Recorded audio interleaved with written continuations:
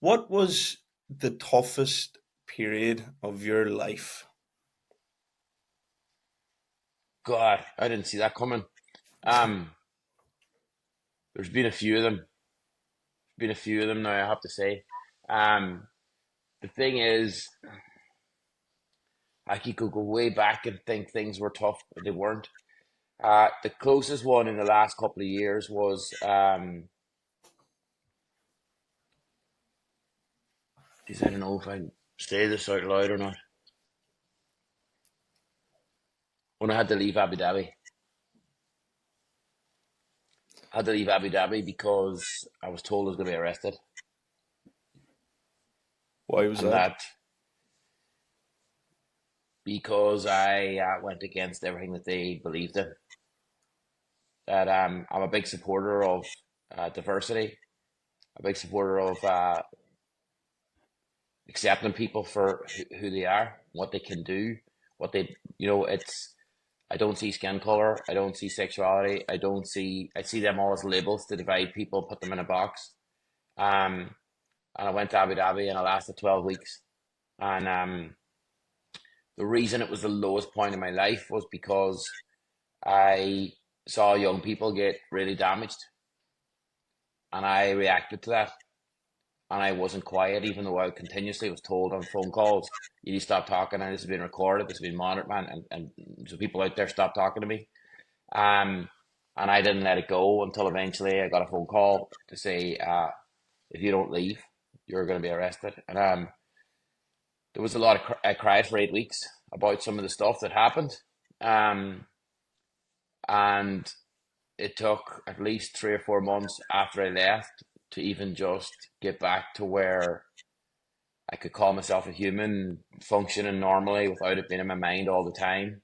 And the last 2 years have been about trying to create a stability for myself because I lost all horizons, and I invested a lot of money out there, which then I lost. So I lost $1 million in 12 weeks, um, and I put at risk everything in my life. So my personal life, my business life. I have a big roller of the dice and believer in myself. And even though I'd spent 2 years negotiating with the that government out there, I didn't see what was coming, right? I totally believed the people in front of me. A lot of the deals are done by expats, so I was taking at face value that these people were in the know, that there was a change and a wind of change and so on, and I thought it could really fit. Um, and at that time, also, then the deal was really big. So, like, I mean, we were flying around the world in Etihad for free. You were getting into an Etihad plane, and my logos were all over it. Content on the back of the seats.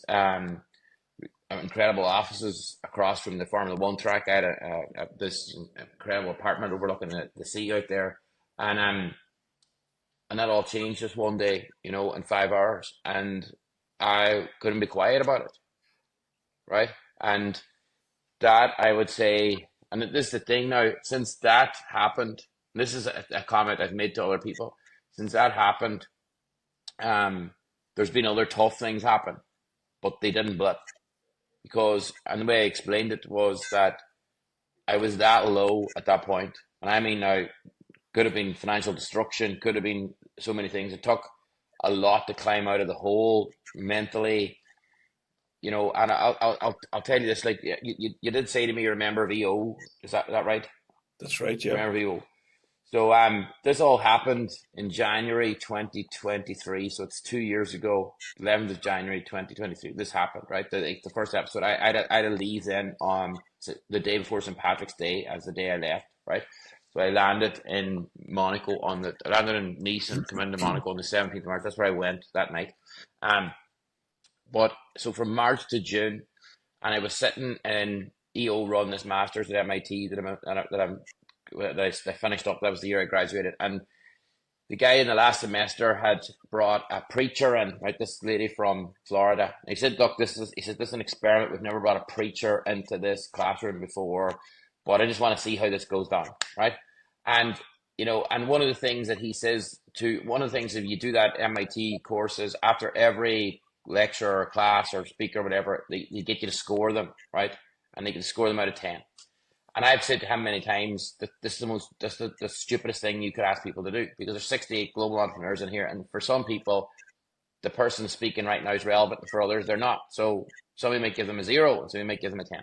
But anyway, this particular day, I don't think she scored really well, but for me, it was a 10, because all she did was put 3 things on the board and says, these are blockers in your life. And I was sitting there going, and it was guilt, shame, and bitterness. And it just resonated with me because I was guilty, right, in my own head of putting young people at risk. I was shamed because I believed people stupidly, right, were on the level and they could be trusted and so on.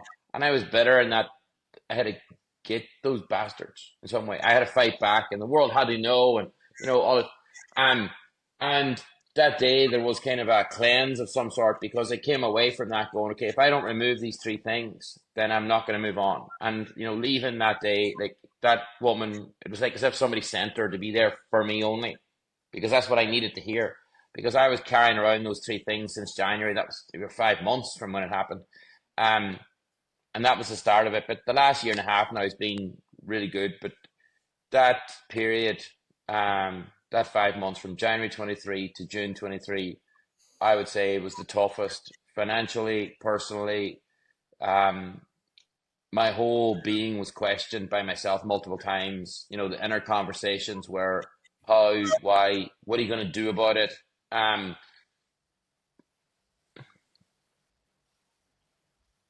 Stuff I wouldn't say out loud still about it. Like it's I've dealt with a lot of it, but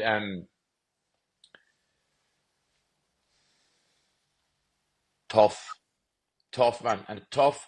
Like the UAE is a fantastic place. Like it's the sun, the sea, all that stuff, right?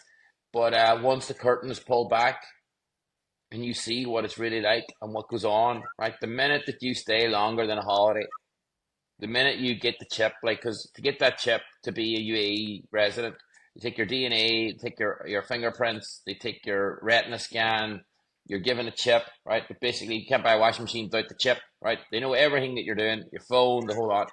Um, and the minute then that you see something that you don't believe in, I'm not quiet about that, you see. And the reason I'm not quiet about that is because I was a kid who was always made feel like I was nobody. So I don't like to see that happen, and I will stand up for that always. And it doesn't matter. I mean, it cost me a lot of money, but I got over that. It's a hole I climbed out of. But for me, that to me is the toughest part of my life. The first 8 weeks, there was a lot of crying done. And I'm an emotional person. Like that's the way I show up. My emotions are out all the time. If I'm in a bad mood, you'll know about it. If I'm in a good mood, you'll know about it. And years ago, try to hide all that and realize that's just stupid. I have to be me. I say to people, I'm the 3 E's. I'm energy, emotion, and entrepreneur. Like, and that's, and then them 3 go together. I can't change it. I will see opportunities in everything. You will get this energy that's like the sun, but the emotion comes with it too. And it's just the 3 interlink. And that those 3 things were basically knocked big time. Geez, Troy, that sounds like I don't even know what I have to say to describe that, but it sounds like you went there with a mission with Junk Kouture. Yeah, I did. So, look, in 2020, the government of the UAE published a document, right? Because 2021, the country was 50 years old. And they published a document which was their vision for the next 50 years of the country, right? And of the 30 things in that, 27 really aligned around the mission of Junk Kouture, right? So I reached out to them. And this is the whole thing. We're a country of change. We want to be the most inclusive country in the world. All these things that we're building. The planning permission out. If you're building a church, so the churches were all built together. You had a synagogue, you had a mosque, you had a church, right? All this kind of thing. And I think the thing, it took 2 years of negotiation and all. But the thing that happened was, this is what we were told.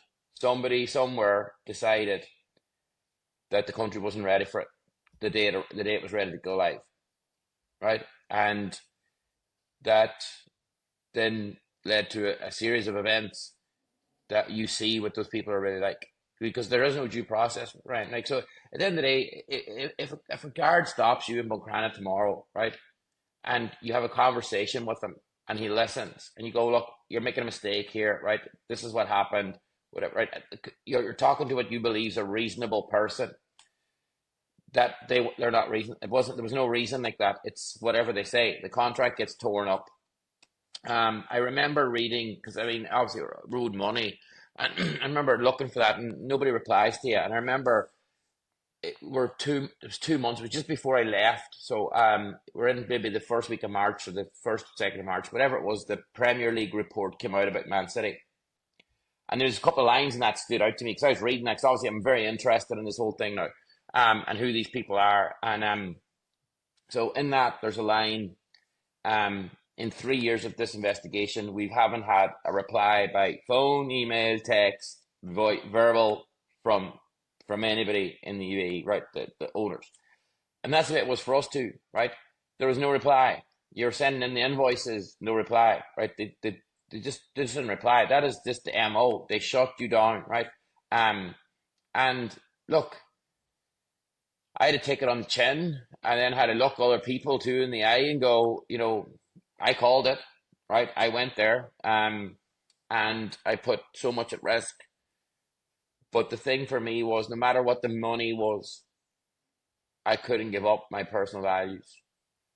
I couldn't, because it would have been easier. And then I see so many people there who know, and they're just there for the money. And I couldn't do that. I couldn't be fake about it. I had to just keep going until eventually I was told, you're not wanted. Either you be quiet about this and move on, or not.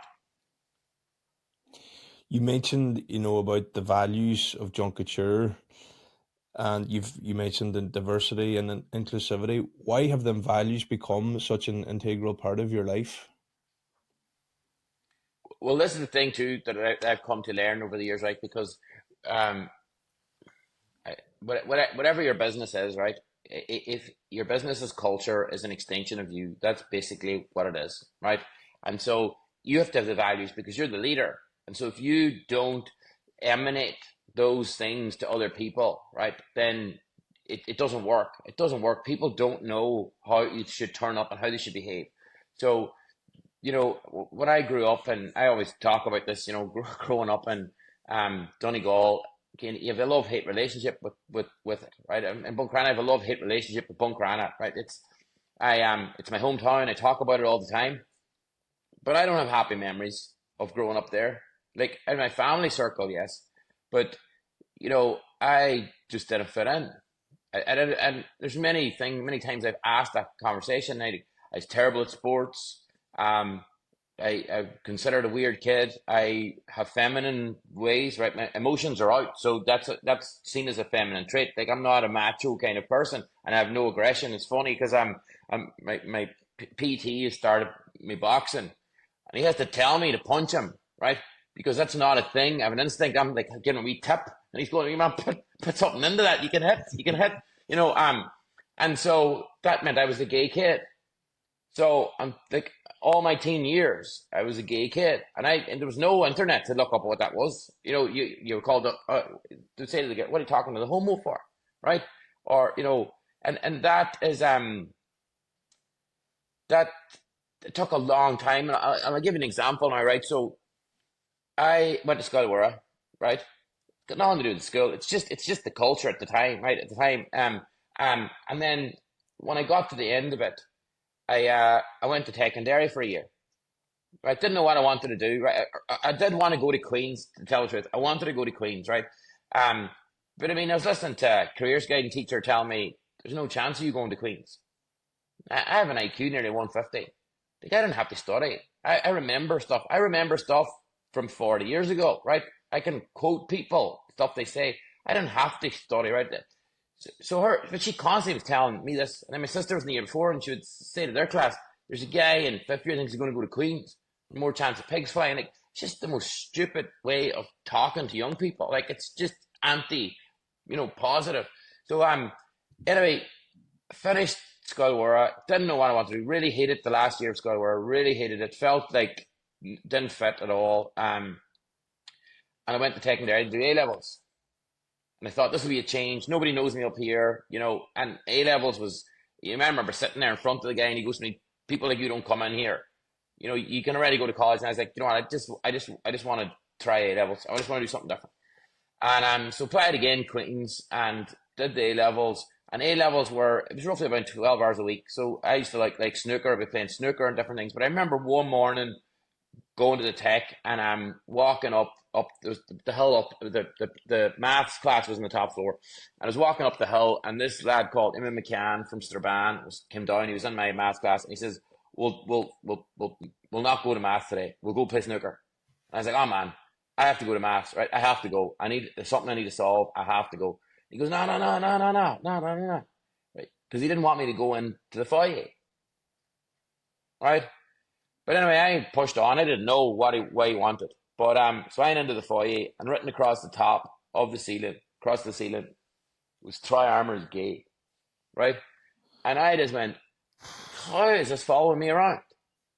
How is this following me around, right? And you're a 17-year-old boy, your hormones are raging, gears are everything, and you just don't know why you are so weird and strange and funny, and you know, and you can't overcome it.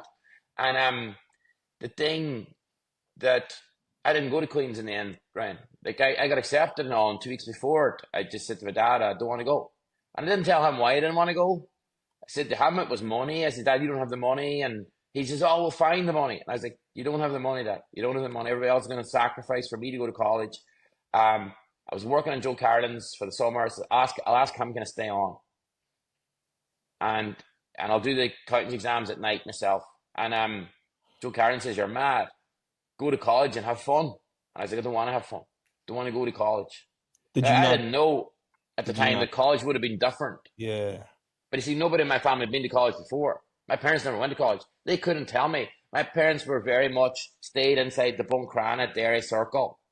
Like, my father in there in the drive till he was 35. He drove as far as Derry. That was his kind of thing, right, at the end of the day. And so we were very, you know, that was and my father's ambition. I always asked him this, right, many times, what was your ambition in life? And he said, to have a family, to see them grow up, see them do well. He never cared about anything else. And he worked 3 jobs to get us to where we did. But he just, to me, he says, no son of mine is not going to work. As long as you work, I'm okay with that. You have a plan. So that's where it was. I dropped out of Queen's 2 weeks before I started in Joe Carlin's, doing accounts. Learned a lot in there. Learned a lot. I can say I hate accounts now, right? Hate accounts. Hate it, right? But I'm good at it, right? At the same time, I'm to the detail, and I still do Trojans accounts, right? And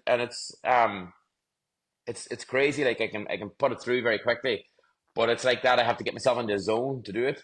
But I learned a massive amount. I learned balance sheets and margins, and you know, markups and taxation. Like I learned to know the tax on me inside out. So you know what you can do, what you can't do. And so it's been a great foundation for me. You know, so if you go in to talk to anybody in any, whether you're raising money or a bank manager, like I don't need anybody to do cash flows for me. I know what I'm looking at, and I know how it'll add up, and I'll know, is it the right answer at the end that they're looking for or not looking for. I'd be good at it. I'd be really good at the structure of it. And the same, I remember I had an accountant before. I had to let him go because he used to say to me, "Will you slow down?" And eventually I got tired of that and saying, because he would calculate out, I could do the sums in my head. And I eventually go, "Look, you're not the guy for me. If you can't keep up." But it's becoming really handy, that accountancy thing. I spent 3 years in Carlin's, and then what happened then was, it's funny the way the doors open, because I thought I'd been there for life, because I'd never left Buncrana, right? We never left Buncrana. We didn't go anywhere. We didn't go to Spain or anything. We didn't go there, right? Mom and dad, to be honest with you, right? They put all their effort into their family. And so they both met with very little. My dad had a job. My mum, she did work in a factory, but she left that when she got married. And they wanted to build a house without a mortgage, right? Which in them days was kind of unheard of, right? So what happened was my father's uncle had a bit of land, and he says, look, my father said he didn't give him the land or anything, but what he says, my dad said was, what we're looking to do is we're looking to save to buy a site. If we bought a caravan, would you allow us to put it on this bit of land? And so my parents started out in a caravan, right? And I think that caravan was £300 at the time. My mother says the best investment is they sold it for 3 times the money. But the thing was, I grew up in a caravan for the first 5 years of my life, and what they did was then they saved all that money, and eventually when they came to start bidding on a site, my father's uncle said, "Look, I'll split that bit of land, sure. Why don't you put a house on there, right?" And so that's how we ended up to come to live on the Cassie Road. That's the way that kind of worked out. And my father built that house without a mortgage, but that meant then that you did it in stages. Because, like when we moved in, for example, at the start, there was no curtains. He put brown paper over the windows, and it was on all day because we couldn't afford. So there was no money for holidays, because every year then we'll get enough to do a wall outside. We'll get enough to put a garden in. We'll get enough to, and so all the money came into the house and into the kids. So everything was around Buncrana. So when I was in Carolines, I never thought I'd leave Carolines. That's honest to God.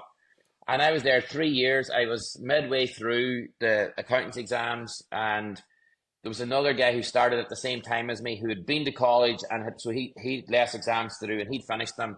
And he said to me one day at lunchtime, "I'm leaving." I go, what do you mean you're leaving? Like, where are you going? Right? Now, this guy he's one of the founders of VFM, the discount stores, right? So he said to me, "I'm going to have to start discount stores." And I was like, what do you know about discount stores? And he goes, "I'll learn. I know a bit, I know where I can get the stuff and da-da-da-da." And I'll tell you this, for 2 weeks, I wandered the streets going, like, he's going off on some great adventure. What could I do? Right? And it's mad the way things happen, but at that same time, these brothers came into Carolines, the Rowe brothers, the milkmen, right? And they came into Carolines, he was their accountant, and they said to him, "We're looking to buy a computer system." So you're back now in 1996, we're looking to buy a computer system. We know nothing about it. We went to Dublin to see one. Is there any? Could you advise us, right? And he says, "I don't, but there's a kid in here who's playing with the computer all the time. I'll get him to come down and talk to you."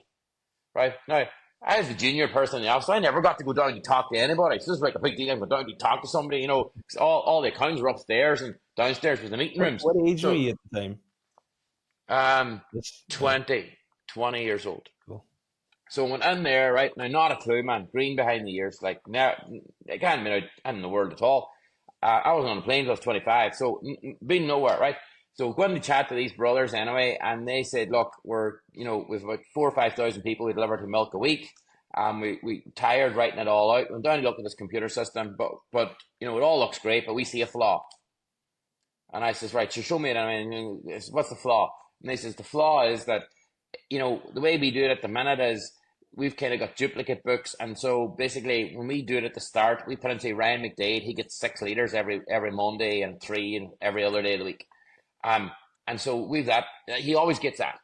So we put it in once, and duplicates all the way back, so we never have to edit it unless Ryan's away on holidays and we have to change it then. Because otherwise we'd have to sit down every night and write out for the 5,000 people what they all got. And he says, "This is the way this computer system is. You have to put in every night, Ryan got 6, Mary got 2, John." So you have to do that 5,000 times. It'd be so much easier if we could just put that in once and it kept it. So I says, "Right, leave it with me." Now, I have no clue about programming. None whatsoever. Never, right. I'm at this point, I'm playing with the computer in Joe Carn's office. I had a PC, I had an Amiga at home, I played games on and a bit of other things. So I'm home that night, and I start to play around with the spreadsheet tool that I downloaded, right? And I figured out a way of linking it into a database that the database, right, could read the numbers from the spreadsheet, which were fixed in the order that they had, because the database wouldn't put them in the order that they had. And so 2 days later, I rang them boys up and says, "Come in to show you something." So in they came, and they're sitting there going, "That's exactly what we want. That's exactly what we want." And I was sitting there going, Jesus. So I put a price out on the table, and they all says, "Right, we'll go with that." Right? So, and I remember then I got all the stuff in. I bought the computer from Dell. I thought it was freaking Bill Gates, right? Buying all this stuff, putting it all together, go down to Rose to install it all. and sat with him and all, right? And then didn't hear from him then, right, for about a month. And then I was like, didn't work. Shit, pure shit. Didn't work, right? So I was then like going, I need to avoid any milk runs around, right, or lorries, because these guys are going to beat me up for selling them a dud. And I remember walking up the main street one day, and the Neil fella came out of a place. He came out of, it was Higgledy Supermarket, it was called at the time, right? He came out of there, a Troy! And I jumped out of my skin, right, honest to God, right? And I was like, shit, now here we go, right? And he said to me, geez, how are things? And I said, Grant, I said, how are you? And he goes, man, we're flying, right? And I go, what do you mean? And he says, well, see, the first 2 weeks, it was a disaster. He goes, because we didn't believe that it could do it so fast, so we were doing it in the old way as well as the new way. But he says, now it's doing everything that we asked it to do. And so that was the first kind of success. So I remember after them 2 weeks walking around, going home to my parents and saying, I'm going to quit accountancy. And my mother started crying out because I quit college, now I'm quitting accountancy. And she thought she was going to have an accountant in the family, because there was nobody who went to college and there was no accountants. So it was a big deal, right? And so she said to me, what are you going to do? I'll tell you, the answer I gave her wasn't entirely clear, because I said initially, because I play guitar, right? And I was messing around and I said, so Mum, either going to start a band or a computer company, right? And she said, well, you can't sing. And I said, well, that's the choice made then. It's a computer company, right? And this is true, man, right? This is true. I started that business. Like, I had no clue at all. And it's funny then, I put an ad in the paper, so the actual business and all got set up in November '96. And what happened then was, I remember putting an ad in the Dairy Journal. Dairy Journal was the thing, right? There's no internet or anything. Dairy Journal was the news, right? Put an ad in the Dairy Journal, and sitting up in an office in the main street, and the first phone call I got, I'll never forget her name. I don't know who she is. I don't know if the name is real. I assume it's not. Was a woman called Anne McLaughlin. And her words to me were, who do you think you are? You didn't even go to college. What do you know about computers? You're writing in the paper there, you did accountancy. You didn't finish it. You know, people like you, we need to get rid of. I've got kids who've been through college and they wouldn't even write that stuff about themselves. That is the first phone call I got when I set up my own business. And that's why I say it's like a love-hate relationship. I was like, what is it that I am? Like, why would people want to do that to somebody? A kid, like at that stage, I'm 21. My birthday passed. I'm 21 years old. I have no clue now, right? I really have no clue. All I know is this, is that I could fix the computer. If it broke, I could fix it. That was the main thing. What I didn't realize then was, and I have to say this too, because I was very shy, because I'd taken so many knocks and batterings. Like I was kicked and bruised a lot at school, like a lot, right, from different people.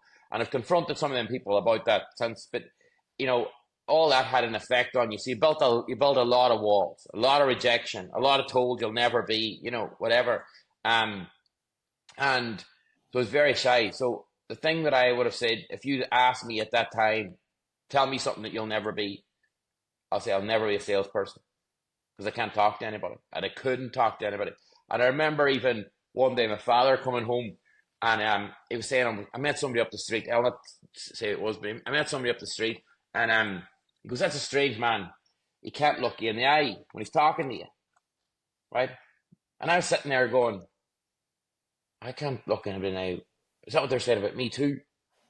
Right? And so all these pointers all the time was, you're no good, you're no good. You know, my self-worth was minus numbers, you know, and it took me, you know, EEO helped me figure that out. That's what it was, because, you know, my self-worth dictated how I showed up for everything, and especially under stress. You got the worst of me at that point in time. You got all the crap that happened during them years would come out. But so we go on, then that IT business started, and this is true. I left Joe Carlin's on $3,000 a year. That's what my salary was, right? So my goal was, if I make $5,000 a year, I'm flying, right? So that's the way it started out. And this is true. I'd say for 20 years, I just called myself a hustler. It was just a hustle, month to month, week to week, no strategy, no idea of anything, of where I was going, how I was going to build anything. I just went out to hustle. Sell you a computer, then sell you a maintenance contract, then sell you something else, then come back again, then on to the next one. There was no joined up thinking. And, you know, and there was nobody as well, because in my family there was no entrepreneurial people. There was nobody to tell me you were doing anything wrong. But all I could see from them, the same you see, was that they saw me as different too. They saw me as strange. I was not the normal. I didn't have a job. I worked crazy hours. Um, and it's chaos. That's a thing now. I think, my biggest weakness and my biggest strength are the same thing. I'm chaotic, right? So I thrive in it. Whenever everything goes wrong, that's my usual place to come out. But it means I'm very creative at the same time, right? But so my family are looking, going, everybody else has got a job 9 to 5. They go play golf in the evening. What are you doing here, right? And then, all over the place. And they didn't understand business. They didn't understand where it was going to go. Neither did I. All that kept feeding the same thing. You're different. You're strange. You're weird. And like I really struggled with girls. Like I really did. Like the gay thing showed up for me all the time, because in my head I was like, I was bought into outcomes. I was really bought into outcomes. So I went up to talk to somebody. I was like, they're going to discover I'm gay again. And I don't know what that is, but eventually figured out that, I'm not gay, but I'm feminine. Like I love shopping for shoes. Like give me shoes any day in colors, I'm away, right? And that's the way I show up. But that, it's just a different form of masculinity. That's the way I have to look at it. And I hid that for many years. I've been embarrassed by that. I wouldn't tell anybody that. Like, so the same, my father was a great footballer, right? And he still has this thing, because mom made him give up football, right? Mom made him give up football. He's playing in Derry, and he still has this thing. It's 55, 56 years ago now. This newspaper cutting that he's got, right? And he's got a little leather wallet with a plastic cover, so it's kept perfect for this 55 years. And he brings it out every so often. And it was the time Celtic came over to recruit him or whatever, right? He did not know it was Celtic, right? And the guy came up to him after the match and says, you've been watching your performances, you're outstanding and whatever, and what's your plan for football? And my dad did not know who he was talking to, right? That's the way the world was. You didn't know anything, right? At that time, this old man with a cap. And my dad said to him, tell you the truth, I'm giving up. I'm quitting. My wife doesn't like it. I'm out. And he says, this is my last season now, and I'm going to start a family, and we're going to build a house, and we're happy, right? And then this guy was interviewed a couple of months later, right? And he says, the one regret I have this year is didn't sign this guy join Armour, right? And it was just somebody, my dad didn't know this was in the paper even. Somebody found this, was reading this paper, right? Somewhere in the north somewhere, and cut it out and brought it down to Buncrana to show him. And he still has it to this day, right? We used to go to my mother, why did you make him give up? She hated football, but he was so good at it. And then, he built that house, and for 10 years, there'd be guys coming to the house every summer. Would you sign for the Buncrana Hearts? Would you sign for Cock? Would you sign for Lilies? And sign in Derry? And the same too, you'd be walking around Derry when I'm shopping, and guys come up and go, geez, I played against you, and geez, you're impossible to mark. And then he had a son that was shit at football. And I remember when he went back playing and managing, I decided I'd go training. And I remember one day him coming to me going, go get a shower. You're embarrassing me. And it's just, I just didn't fit in that world. I didn't fit. And it's, now I have an incredible relationship with him on a different level. But he had to see something else in me that was in him, because I was not. My father's incredibly good with his hands. He's incredibly good at sports. He's fit as a fiddle. And I wasn't that. I wasn't any of them things. And I don't know, I've never questioned him about it, because, I just haven't. But at the same time, it can't be easy either. Like, how do you have a relationship with something that you don't, or someone that you just don't? And that's the thing that I found in life too. And this is where the diversity thing comes from, is people's biggest fear is the people, the things they don't recognize. Like somebody speaks with a foreign accent, or they've got hijab on, or, they're saying something that you're not. And people just, their natural reaction is to go, I fear that, and then they'll recoil from it. And or somebody smells. How many people now, like, I met a guy in Dublin there 2 weeks ago. I was in Dublin. I was walking down Grafton Street, and this guy came at me, homeless guy, right? Now, the smell was horrendous. He looked really rough, and he had a northern accent. That's the only thing, he had a northern accent. So me and him walked the whole of Grafton Street, right? Because I had no money on me, right? And I knew there was AIBs, ATMs at the bottom, and he's chatting to me, but the smell alone, most people just recoil. Like, so people fear and go away. Like the same, there was another guy with me and he goes, people stop to look to see if you're okay. You know, because this guy just was in your face. And but all that guy needed was love. But he needed love from himself. But he was never taught that, because he told me, he says, I have no parents. I was fostered. He says, I don't know who my parents are. And he goes, when my last foster parents died, I was left with nothing.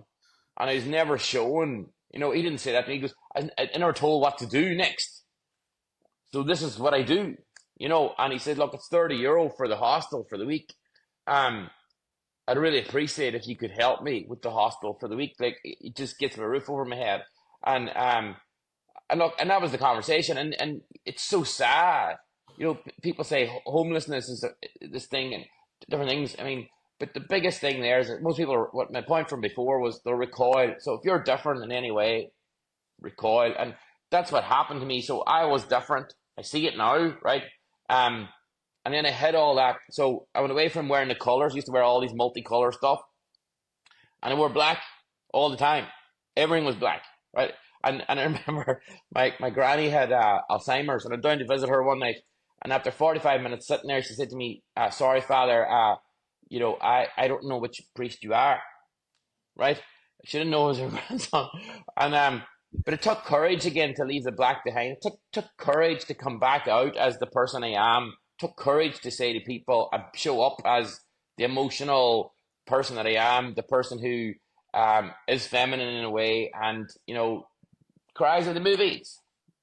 I'll be the first one to cry, you know, and I just let it out there. The same, I am the first one to say to people, whether it's man or woman, I love you, or send them a heart and a message. Man or woman, I've met guys, and I've got an innate ability to feel their energy and feel there's something wrong. And, you know, that's a thing. Like, and I was in New York recently too, and I remember chatting to some guy, and I just turned around to him and said, are you okay? And this is a global leader of a big organization. I said, it's strange you asked me that, because I'm not. He was chatting about all kinds of things. My wife diagnosed with pancreatic cancer, and I don't know what to do about it. I had a great chat and hug session with him, like just 5 minutes in front of a stage, right? People are probably going, how does Troy know that guy?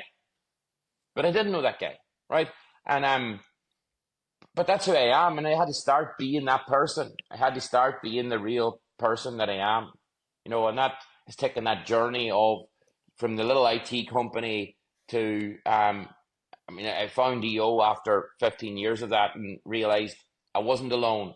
There were other people that had these things, and then the thing, then when I went to MIT, the big thing that I learned from that was most entrepreneurial people have some big trauma in their life, because they're being driven by that. There's a fire inside, and there's a night at MIT they call the night of the living dead, where they extract that from you, right? So basically, lights dimmed, one microphone, you're pushed up in front of your peers to tell the moment in your life that you basically, you know, the trauma that was created. And it was incredible to listen to, I mean, 68 entrepreneurs doing all kinds of, you know, companies, hundreds of millions of revenue, and people standing up there in tears going, this happened to me when I was 8, and I can't get over it, you know, or it's driving me on. And that was the thing for me too. And then, so what I say about Junk Kouture is, all those kids are me. That's the original question. Like, all those kids are me.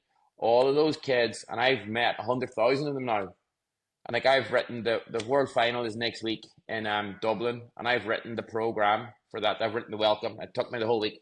And, you know, one of the things I wanted to go to, what was the one thing in 15 years that stood out for me? And there's been so many great moments, right? Unbelievable. Tough ones, but great ones too.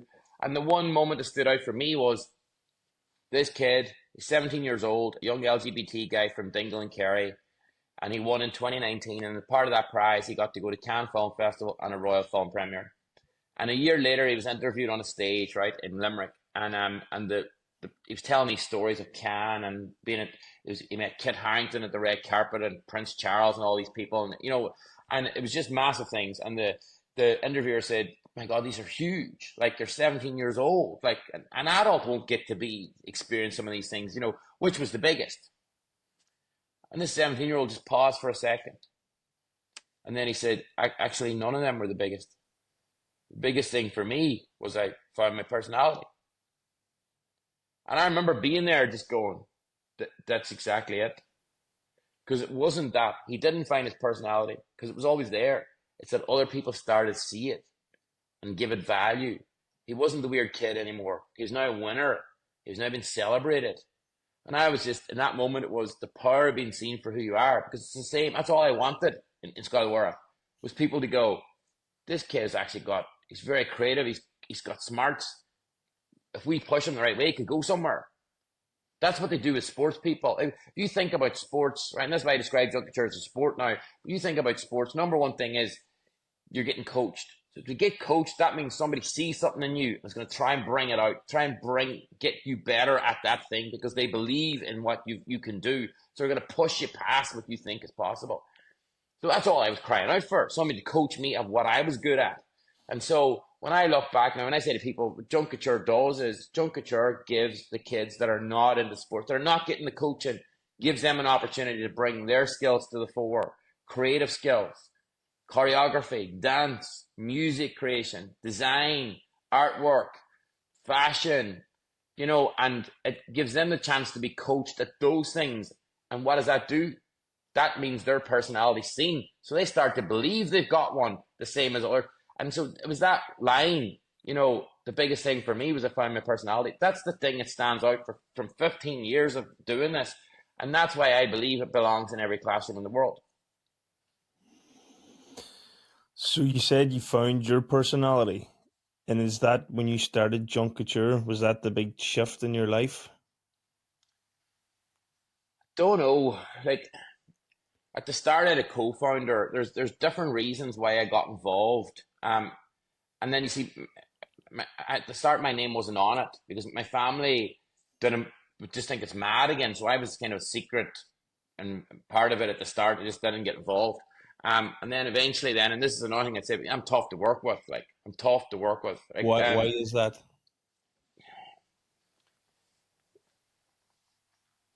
Because I just push beyond what most people would push. So I push myself, right? And I come to use this 111% that somebody else has shared with me before, right? It's if you're going to do it, if you're going to put your name on it, make sure you put 111% in it, right? And so the way I come across a lot of people is like, I've had business partners in various companies, and I'll do whatever it takes, and I'll put myself last. So I'll do whatever it takes to make the thing happen, put myself last. I don't care about my reputation. I'll protect the company's reputation. I don't care about my money. I'll make sure the company has the money. And that, Ryan, isn't in everybody. And that's the thing that's the difference. It's that resiliency, that push, because, the same, when it came out of Abu Dhabi, it's easier to go, do you know what? Just let the whole lot go. Forget about it. Just go get a job 9 to 5. But Junk Kouture at the start, from the very start, spoke to me, but I could never answer why. And the same, people would go to it, big business people, and they say to me, "Oh, this is a hobby." Like this saw it as just silliness, right? And the same, I remember, this woman, she won't remember this, but the very, the first day of it, the first day of the idea or whatever, right? Expose was the fashion show in Ireland. So I know Noel Cunningham and Kelly Beggs, and he was on Ireland AM. I rang him and says, "Look, would you have Debbie O'Donnell's mobile number? She's the producer of Expose. I want to see if I could get, this could get on Expose." At this point, we've got no kids, nothing, right? No idea. And so I rang her mobile, right? And I keep ringing her mobile. And over a couple of days, I must have rang her. I know I rang her 13 times or 14. It's the 14th call. She told me I have 13 missed calls from you. Who are you? What do you want? Right? And so I start explaining this out to her, and she goes to me, "This is the most stupid idea I've ever heard. This is cuckoo," right? She says, "You don't get what fashion's about. You're not going to put trash in a catwalk. Nobody's going to come see that," right? And that's the thing. You come off that call and you go, "Right, what do you do?" And you go, "I still want to do it. I What still what want what to was do it it." that you seen Like, what was it that you Oh, visualized? I don't. I had a business model, but I really couldn't tell you because even my sister's been with me right from the start. My sister's a year younger than me. She's been in Trojan doing admin and all, and she's been a real solid rock for me from the start, right? But she, over the first 9 years of Junk Kouture, so from 2010 to 2019, now there was a challenge in there too because I originally I had no money to put into this, so I put 1,000 quid in and basically says I'm going to get to 1 million revenue off 1,000 quid, right? Just see that changes your whole mindset because you have no money to solve problems. You have to solve problems with innovation, and there's massive innovation behind the scenes in tech and all that people don't see. Runs all, it's not that it runs all itself, but it does a lot of marketing and connecting. There's a lot of stuff goes on. And the same people say you'd never been in the three arena without a promoter. Like we do all that. We sell all the tickets ourselves and different things, right? We market every ticket sold without spending any market dollars. So but what happened is along that 9 years, there was a lot of days where, you know, you had 250 grand in the bank today and you had nothing tomorrow, right? It was just, you couldn't hold on to it. It was going out quicker and it was coming in. The sponsorship deals, the first one I did was 25 grand with Bank of Ireland. And then 3 years later, that was renewed for 1.7 million, right? And it just showed Wow. you the growth potential, right? And then the other thing was then I couldn't define what it was as a business model. I had ideas myself, but everybody told me they were stupid. So I used to say to people, it's Formula One for fashion. A couple of people think you stop saying that. People in the know, right? Stupid. Like this is a stupid thing. What are you talking about? And and it was that night of the living dead thing that I told you about earlier on, right? And I remember sitting in there, right? I remember sitting in there, and as part of that, you go up, right? So what happens is you go up, light spotlights put on you, you got a mic, and these people are looking at you, and so guy goes to you. So Troy, you've got I have four companies today. Troy, in your application, you have four companies. This Junk Kouture seems to be the one all this is about. You want to leave a legacy. Why do you love Junk Kouture so much? Right? So I'm there going, this is easy. I love creativity. I love working with young people, the energy, you know, fashion. Why? Oh, you know, I've been with fashion all my life and creativity just eases out of me. Why? The guy just kept answering why, right? I don't remember how many whys, but it felt like fucking even on for an hour. But 8 or 9 of them, right? 8 or 9 of them, and you just break down, and you're there going, I fucking answered the question. I fucking told you. Everybody's looking at you. I fucking told you the fucking answer. I fucking told you it's great. Like for fuck's sake, what? Right? He knows then that he's getting somewhere, right? And then just started crying, man. I just started crying. I did not know the answer that was going to come out. I did not know where I was going to. I didn't know this where we were going. I thought I was going to get up and chat. I was bullied as a kid. That wasn't where I was going at all. And the words that came out of my mouth were the words I said to you earlier. Every one of those kids is me. And I'm not going to let them down. And then he said to me, he said, that's why you're going to go through that wall to make this happen. And that was the moment. Before that, I couldn't answer it. My sister would be saying to me, why are you still doing this company? The IT company is so profitable. If you put the same effort, you would be so wealthy. Why are you wasting your time over here? Like, why are you wasting your time with this? It just seems to be a constant fight all the time, right? And yeah, like the bank renewed for 1.7 million, but then they demanded so much more. So, you know, now I learned a lot too from that, but you know, it took to get Junk Kouture profitable took them 9 years to get to a positive EBITDA. And then I crazily went and said, now I'm going to do this in every country in the world, which is just a mad freaking notion, right?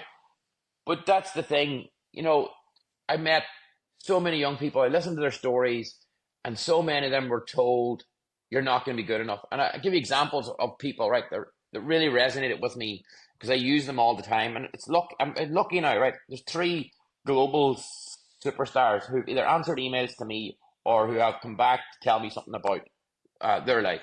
So, but Elton John's one, Lady Gaga and Robbie Williams, right? They're 3 that I chat about all the time. So either somebody in their team came back to me, we did stuff with Lady Gaga's foundation, Born This Way.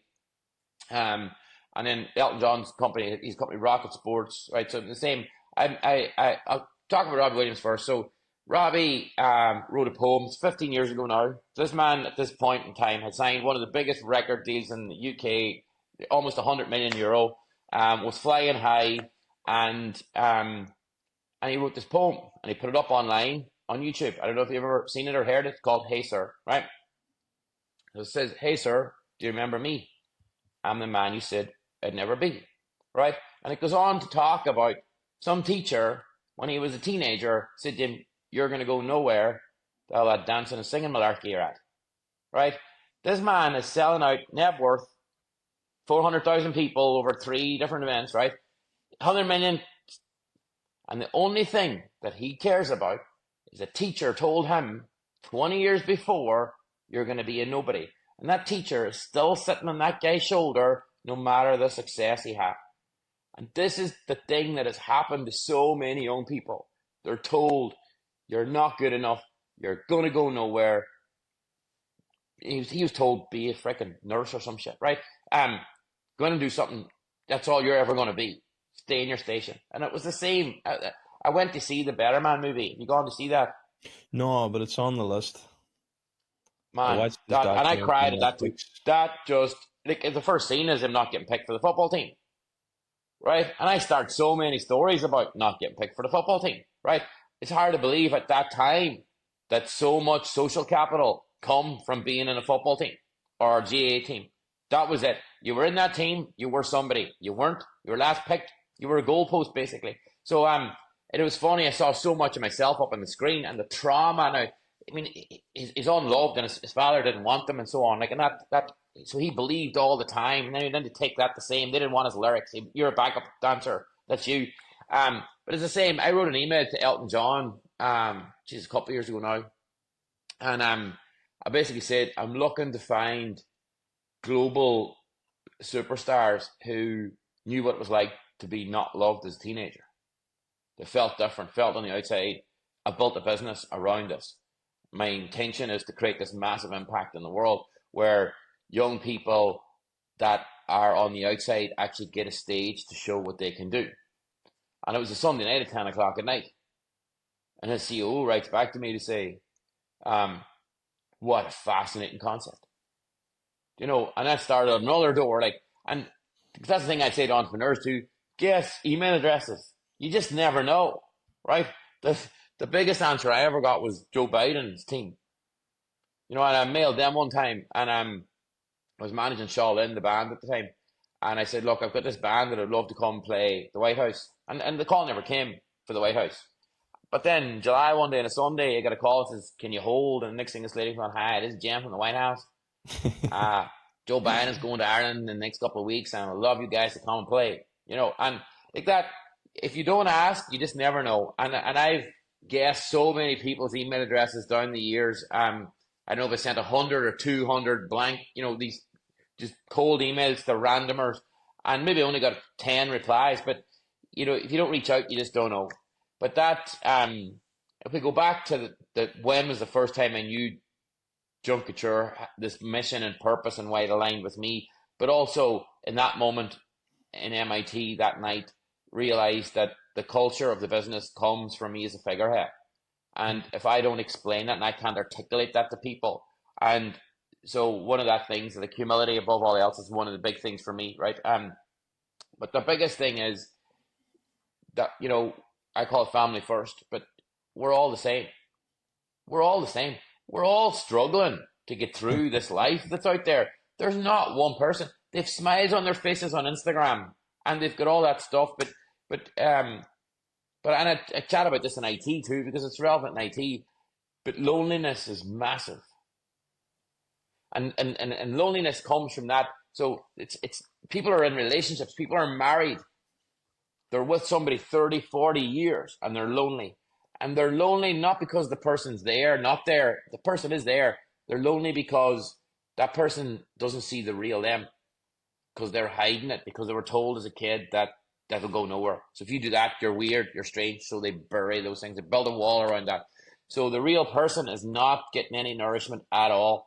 The real the person that they really are, they give up on their dreams. They're now working flipping burgers, or they're working in a restaurant, or they're working being a school teacher. So many of them, I'm not knocking school teachers, but so many of them, because I remember at school, so many young people who went on, had dreams to be something else, didn't get the points, and then go, "I'm going to get to teach it." you know, and because that was kind of a way out, or whatever. But there's so many people that I saw Skull War at that time as destructive for young people, destructive. Um, really seeing people going in there crushed. I don't know why it was set up to be that way. And like the same, if I wanted to go to Queens, help me get to Queens. Help me get there. What do I need to do? I'm willing to do whatever it takes. Show me the road. Don't say you'll never go there. So, like, for example, one of the things that I did right at that time, apparently a lot of people do this now, but at that time, and it caused a eruption, was I gave up Irish, right, at the school. Because to get into Queens, they wouldn't accept Irish. And it was a subject I was weak at, so I was like, you know what, I'm just going to park that. I'm going to maximize my time and the things that I'm good at: math, chemistry, accounts, anything. I like subjects where there's an exact answer at the end. I know it's right or it's wrong, not writing forever an opinion that somebody mightn't agree with, and then you're getting a low grade. I'm very much about the exact answer. So but like, why push that against me? Why, you know, work with that person to go, okay, that's where you want to go. Let's see how we could help you get there. And I think, you know, I meet adults now. I mean, I just, a reunion one night with some people that I had from school, and one of them still caught up on stuff from school. And I couldn't believe it after 35 years, 40 almost out of it. How that stuff was still being carried around by that person. And I've done a lot. You're involved. You know, there's a lot of self development, but that I used to think at the start that was mumbo jumbo, but that has helped a lot, the self development in EO. You know, to get that stuff out. The MIT thing, I'd advise it's worth going to do. It is worth going to do. 68 on global entrepreneurs. You'll learn a massive amount about yourself. You know, and it matures you as well. Matures you as a person. Mm. Yeah, that MIT thing came up for me this year. It just felt a little bit too soon, but I have spoken to a few people, and including you today, and obviously I hear you've got a lot from it, so it's probably something I'll look into next year. But just talking about school war there and talking about school, there's just one thing that came up for me is, having an answer, whether it's right or wrong, and subjects that I hated too, like English. The reason I hated it was because I mind used to put a lot of effort into writing this big story, and this is amazing. I'm so happy with writing essays of words, this story, and this great ending, and all that. And then you would be returned with like a C or a D, and I'm like, what? You know what I mean? After putting all this time and energy into this creativity and this story that I thought was fucking great, and then for someone to mark it down, so I Well, would definitely like English was yourself in one. that sense, like The only reason English was good for me, Ryan, was because the teacher saw something in me. Of all the teachers in the school, it was just funny because I only reached out to him recently to tell him that, right? It's my what 50th teacher? birthday this year, right? What teacher? And so Shimmy Mac, Yes, lovely man. right? And what happened there was a couple of things involved too, because he used to run table quizzes, but I don't know if they still do things like that. And he needed a computer. He just needed a brain to do the scores. And so I could do them scores very quickly, right? Because I didn't need any. So I'd have them done in between rounds, where other people would be giving you the scores from round one when it was round four, sort of thing. So that was like two that I got out of school to be cool, right? Doing something. But he encouraged me a lot. And then, as I said to you earlier on, I remember a lot of things. And there was a thing that I remember he used to say, that as a quote that I have now, right? It'll be the Junk Kouture program, for example, this week. And I've written it out and I have a photograph and I frame it for some people have it framed, right? But it is, drama is life with the boring bits taken out. And that's Mhm. how I live. That's how I love. That's how Junk Kouture is too. You come to the event, it is pure drama. There is 60 people on stage. You don't breathe. And it's the same when I went to Better Man. The comment that I said when I came out, I was chatting to somebody about it, and they go, what comment would you make? When I go, the drama was perfect. They go, what do you mean? I go, I didn't breathe for 2 minutes, for 2 hours. I didn't breathe. You can't breathe. It's full on. That's the way the guy lives. That's the way the guy is. That's the way I live. When I go on holidays, I don't sit at the pool. I go double up, right? I work and I do the play, right? And it's that's the way I love. It's drama all the time. And and I said to him, I says, you've no idea what that that comment has meant to me all these years, right? And also, you know, I won money as an essay writer, a story writer, and I'm still a story writer, right? Actually in MIT, so we did the 3 years, and in the last semester, Brian was the leader, right? Brian Brolt, and he put up a poll and he said, right, there's 68 of you. I want you to vote on what 5 of your colleagues you would like to give the stage tomorrow to for 15 minutes. I never topped a poll in inning in my entire life. And that day I came out number 1, right? And I remember that night going to bed, right? So it's about your business. You had 15 minutes to explain your business or whatever, right? And I said, going to bed that night, I want to tell a story at MIT that they'll never forget. That's what I need to do. I'll get up and talk about Junk Kouture, and the next person will talk about their business, and the next person will talk about their business, and they'll all get blended into Travis talking about his business. I need to take 10 minutes and tell them about a business and 5 minutes to tell them a story that they'll never forget, because that is the art of sales. The art of sales is telling a story that either inspires people, gets them to the heart, connects that heart to their head, gets them to say, I will take whatever you're doing. So I remember getting up the next day, went into Brian, I says, I'm going to do 10 and 5. He goes, what do you mean? I'm going to do the business, but I want to tell him a story. I'll relate it to business, but I want to tell a story. He goes, you've only got 15 minutes. I will do it in the 15 minutes. I don't know if I have time to tell you the story. I don't know if you want to hear it. We have time. But this was the thing that I was really good at in English, and it was just, I couldn't get it down the page, and that guy, Shimmy Mac, really helped me get it down the page. But this was the story I told at MIT, right? And so told the story of Junk Kouture, and I told the journey of MIT. The first time I went, I sat at the very back of the class. The man encouraged me, that Brian. So I eventually made my way to the front, year 2. And because I didn't speak at the start, right? Very, very shy. And so anyway, I'm telling the story of how, being part of that community helped and so on, right? And then after 10 minutes, I put up a slide on the board, which was sheep in the middle of the road in Ireland. And then this is what I said then. I said, so as a leader, I think it's very important to have a couple of qualities. To bring people with you, number 1 is you need to be able to tell them a story that resonates with them. 2, you need to be able to show your vulnerabilities. So to show your vulnerabilities, you need to be able to share moments in your life that otherwise most people would not be very proud of.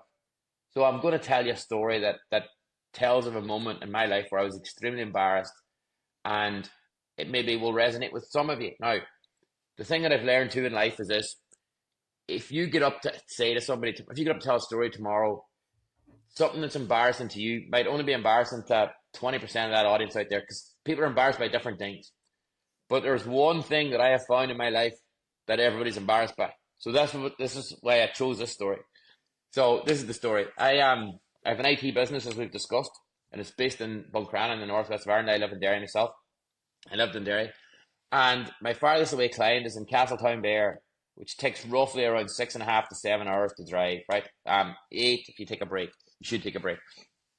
So this guy, Johnny, rings me up and he says, Troy, we bought a new office and I want you to come down and, look at it. What do we need to get and, fit it out and meet the electrician and all. And I said, Johnny, I have people do that. Sure, I'll send one of the lads down. No.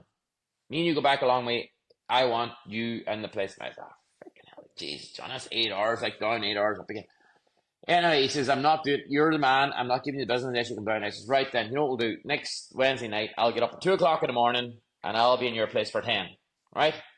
And he goes, done. And I says, get me out of there as quick as possible and I'll be back up the road again for the evening. So I was all right. Went to bed at 9, up at 2, into the car, going like the clappers, past the Red Cow in about 6 o'clock in the morning, out then 7, everything's going well. And then I'm like, shit, I'm hitting a wall, right? At 7 o'clock in the morning, I'm hitting a wall. So I was like, I need to stop because I'm going to crash. Like, eyes are closed. I'm doing the whole road runner thing. Fuck, window down, out, right? All been there. Dangerous, right? So pull in, and I'm pacing up outside, pacing up and down the side of the N7 or whatever. I try air into my lung. And then I have a memory, right? And I was like, one of them times I was in America I bought that 5-hour energy stuff. I don't know if you've ever seen it. You're in a gas station in America. It's there in front of the counter, 5-hour energy. It's like cocaine in a bottle. It says no caffeine, but apparently in 5 minutes you're wide awake. So I was like, you know what? I'm desperate. I need to try this stuff. So I'm hunting in the car, and in the glove box, there it is, sure enough, right? I'll turn the thing off, and I'm reading around the side of it. What's in it? No caffeine. I go, well, how does it keep you awake? No caffeine. And then I see this thing in a worrying thing, says expiry date. So it had expired 3 years ago. So I was like, when did I buy this stuff? Right? So I was like, fuck it, I'm desperate. So down the whole bottle, right?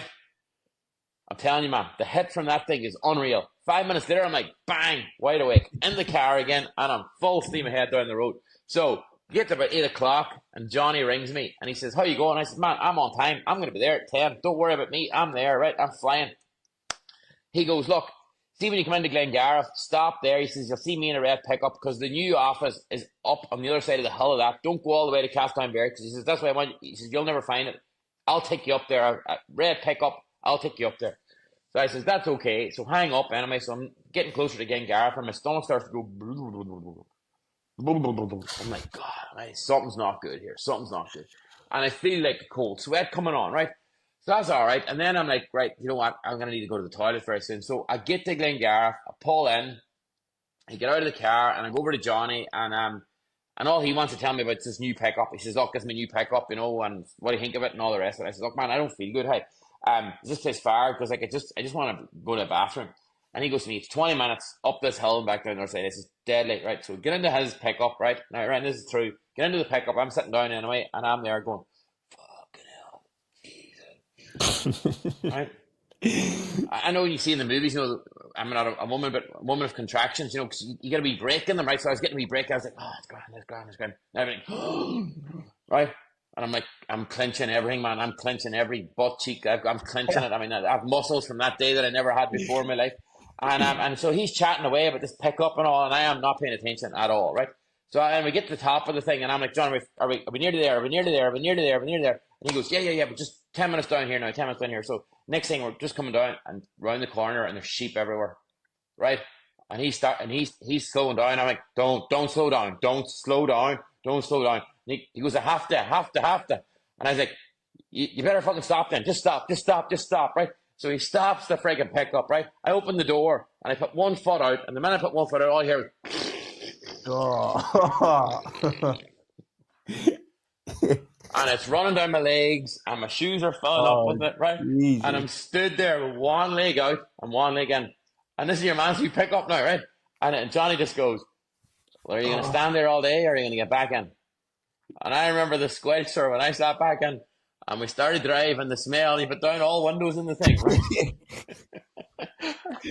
And I remember that day at MIT, your man, right, fell off the chair. They're all the tears coming out of people. And it's funny now, right? We have a group from that, because I mean, that's what, 2 years ago. And the amount of time people are in gas stations and they take a picture and they go, thinking of you, man, right? The 5-hour energy. And like, at the end of the day, this is the thing that happened out of that, right? There's a guy in that class, he must be 6'7" or something, this big tall guy. And he sent me a WhatsApp after it, and he said, I know I'm taller than you and I'm bigger than you, but I don't have the courage you have. I wish I had the courage to stand up and say something like that in front of my peers, right? Another girl, a week later, a Mexican girl, sent me a note to say, I stood up in my forum for the first time yesterday and spoke in front of them all about something that happened to me because I knew you could do it, I could do it. And it's funny, right, that's the story that they'll always remember. I couldn't tell you. They always chat about their business, and yeah, one's in events and one does some kind of food business. But you know, it's the same. You get on a stage, you've got a moment to share something about yourself with people. And the thing I said to you earlier on to about, you know, if I said to you tomorrow, tell me something embarrassing happened to you, immediately you start going, is that really embarrassing? Try to find that embarrassing or not. It's embarrassing for me, but because in a room, you know, that's 60 people, maybe 20% will relate to that, but everybody, man, has shit themselves at some time in their life. And everybody goes to that point and go, there's no way I would tell a room full of people that story of when it happened to me.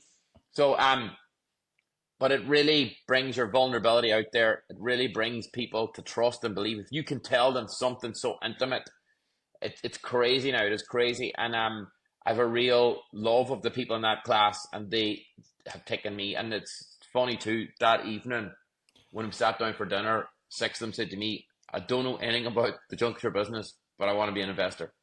Oh And wow. six of them invested within 2 weeks of that.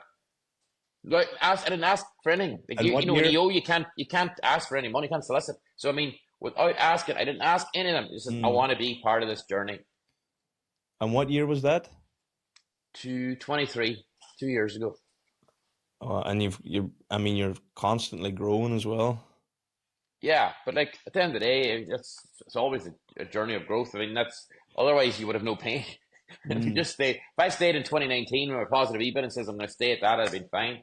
But that's a thing I'd say to you now is, and you get out of these things what you put into them yourself. And that day, I could have got up and did the same as everybody else, but that's not me.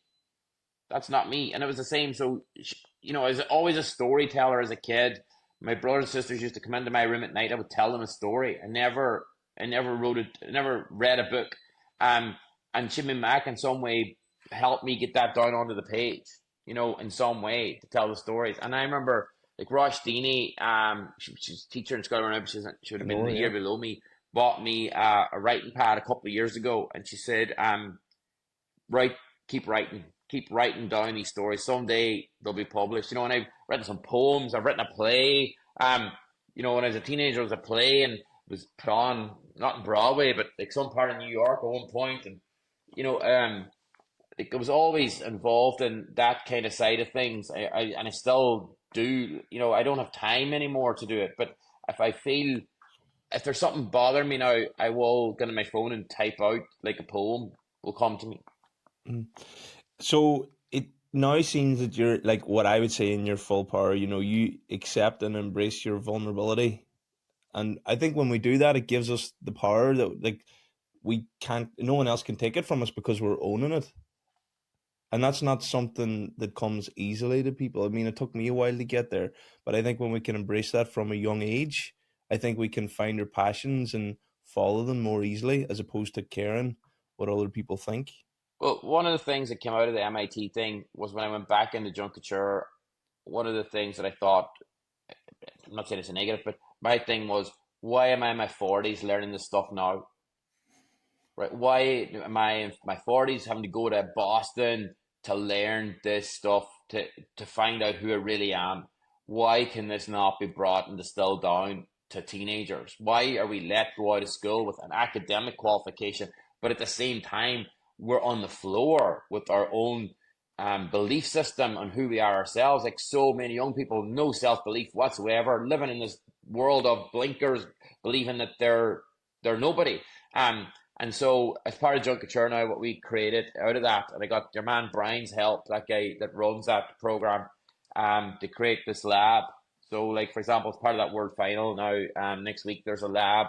144 international kids will be involved, where we'll teach that growth mindset idea. This, your own powers, what they are, to try and bring them to kids that are in their teenage years, to set them off into the world with stuff that I got when I'm 40. Why am I 40 years old being told this now? And I think as adults, I have a challenge in the welcome notes that I wrote for adults to see to see the talents in kids and validate them. And they're not always talents that you want to see. Like some kid is great with hair and their dad wants them to be a doctor. That see the talent that they've got, nurture the talent they've got, validate that. You'll set them off in a positive space. So but that's a big thing now is that I want to bring the education that I've got into the young people that I meet every day. I see that I can create a bigger impact if I bring that. Okay, I'm in my 40s, I'm an entrepreneur. Um, one of the stories I'll talk about next week, 'cause I'm involved in this lab now, is I'll talk about this, just a simple switch that you can do in your head that will change you from being either not successful to successful by changing two words that you use and a lot of times when you make your decision making process. So and it's a story that I tell about, I remember in Junk Kouture, so I had an apartment in Nice and I used to live in the summer, every summer I used to live in Nice, right? And people didn't know that. I had internet and you could work remotely on internet. As soon as it came, Junk Kouture was usually over the last week, April, I would then head to Nice for the 3 months of the summer, and I do Cannes Film Festival and the Grand Prix in Monaco, all that stuff, right? So I knew the area very well, and then so I decided I would take kids from Junk Kouture down to the Cannes Film Festival. No invite. I was just going to turn up and push my way in, right? That's a big thing that I do in marketing, grill market. So I had everything organized. At 30 people out here, 20 kids, 6 teachers, 4 staff, all flew down to Nice. Put them up in a hotel in Nice beside the train station because the train was the easy way to move them. Took them all into Cannes. Everything executed perfectly except forgot one thing. I had nowhere for those kids to get changed into their Junk Kouture outfits. Never thought till I was walking, till I landed in Cannes. You can't get into any hotels because they're all the celebrities in them, so they're all boarded up. Do you know? And so we're walking down the Croisette, and I have a photographer with me who was employed by me at the time. And she goes to me, "What's up?" And I said, "I forgot somewhere for them to get changed." Everything else is organized, right? Because I had helicopters picking them up after and all, right? So everything was organized, except. So her reaction straight away was, "Oh, we may go home. This is not going to work. This is not going to work. We're going to go home. It's going to be a disaster. We look stupid. They're all going to think we're stupid. We'll give them some excuse." And I was like, no. And she just continued with that, right? And so anyway, we kept walking. I just needed a clear head. And then Ryan, I came across a portaloo, right? And I said to her, "This is where we get them changed here." She goes, "You can't bring them into the toilet." Like, no way. Like, I mean, we're going to look like idiots, right? And I said, "That's what we're doing." "No, we're not doing this. We're not doing this. We're not doing this," right? So anyway, I turned around to all the teachers and kids and I said, "Guys, this is where we're getting changed." And I know one of the teachers going to be for real. And I was like, yeah. Because it was a portaloo you had to pay to get into at 20 cents. So I was like, it's a 20 center one. Like it cleans itself at all the positive spin, right? And all the rest. Because I was thinking on the small one you had at a festival. I was like, No. This was a good public one. Rather solid, right? It was a good portaloo, right? And so anyway, I turned to the photographer. I said, "I see a picture of a toilet. Me and you'll never work together again." But the point was this here, and the point I'll make to those kids next week is so. It's the 2 words that are going through my mind versus the 2 words that are going through her mind. So at that time, what's happening is in her mind, she's using the 2 words, what if? What if, they go home and tell everybody we changed the toilet? What if this doesn't work? What if this is going to go wrong? What if everything is what if this is going to happen, right? And so all she was seeing is barriers. She was just seeing barriers to this happening. Whereas in my head, the words that are going through my head is even if we have to get changed on the beach with towels around us, so any opportunity that appeared was open to me. Even if it was cold, we're going to find a way. Even if. And so the thing is this here in people's minds is if you approach any opportunity or situation with even if, then you will find doors open. Not that they're open, they're there. You'll see them and then you can open them. Whereas if you focus on the barriers and use what if all the time, you'll never see success. You'll never see it. You'll be tied all the time to what if this goes wrong? And the thing that I will teach those kids then is how do you, in their lives, it's the same. And I remember you get into exams, because I have to distill it down to a teenager, how in my life can this be distilled? And I remember as a kid, I was a big procrastinator because the fact is I had no confidence, right? And I remember, I wanted to ask a girl, right? The first thing in my head would be, what if she says no? I won't be able to cope with that. What if she laughs? I won't be able to cope with that. What if? So I'd never do it. What if she says to me, "Sure, the gay boy"? I'll never cope with that. Whereas if I just says, even if she says that, I'll laugh it off and go, that's not true, right? It's just bringing it into that kind of life. And it's funny. It's the perception that drives success. If you see the barriers, you'll never get there. Now, one of the reasons that Junk Kouture at the start was the €1,000 thing was I had 3 or 4 people at that time asked me it said to me in some way, if I had 50 grand tomorrow to start a business, would you get in with me? They wanted me to put the money in. And I said, you don't need the money. You just need to start. No, I need the 50 grand. One guy actually sat me down and says, I need 2 things from you. I need the 50 grand and I need you to sell it. And I was like, but that's the whole business. What do I need you for then? Right? And my thing was this, is I know where that change happened between me and my life, because I went from a completely what if person to a complete even if person, where I'll take on anything that comes and without any fear anymore. right? And that maybe has been the journey of, I don't know when that happened. It happened a long time ago, right? It happened 20, well, I don't know when it happened, but whenever that switch happened, and I live my life completely as even if I don't see barriers anymore. So I just see the end result, and I push through so many things. You know, when I listen to so many no's, and people say to me, "You got another no? You know, it's time to stop." And I was like, "No, that people just don't know what they don't know what they're looking at. They'll be back." Mm. But that's one of the things I'll bring to that lab. And there's other things like, but that's one of the things. I want young people to go away with that versus, you know what, guys, here's calculus, you know, and I can explain calculus on the back of a page to you and what it means and why you use it and, or, you know, and the dynamics of this and statistics for that or the balance sheet of this.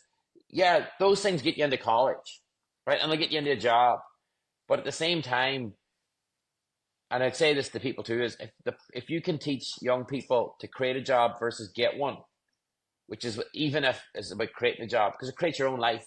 If you approach everything with even if, you will have opportunities come. You know, it's that same thing. That day back, if you say, even if I start this business and somebody rings me and says, "You're never going to work, you're never going to do this, you're never gonna, even if they do that, I'll find a way." But if you say the what if thing, you just sit in fear for the rest of your life. It doesn't happen. I see in here that you've done a lot of work on yourself and you've learned so much through Junk Kouture in itself in ways to express yourself. Is there anything that you feel you're still working on to improve? It's a continuous journey.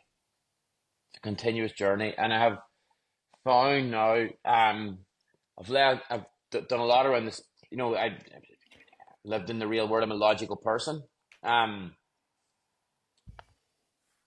and had this experience. I think I've a couple of different life coaches I've talked to and done things with in my life, but this particular one, um, and this is how this low self worth thing came up because I never talked about that before. But as an EO event, an EO project, I was forum chair, and I was given this thing to work out what topics we were going to discuss, right, on a monthly basis. You're part of the forum, you know what that's about, right?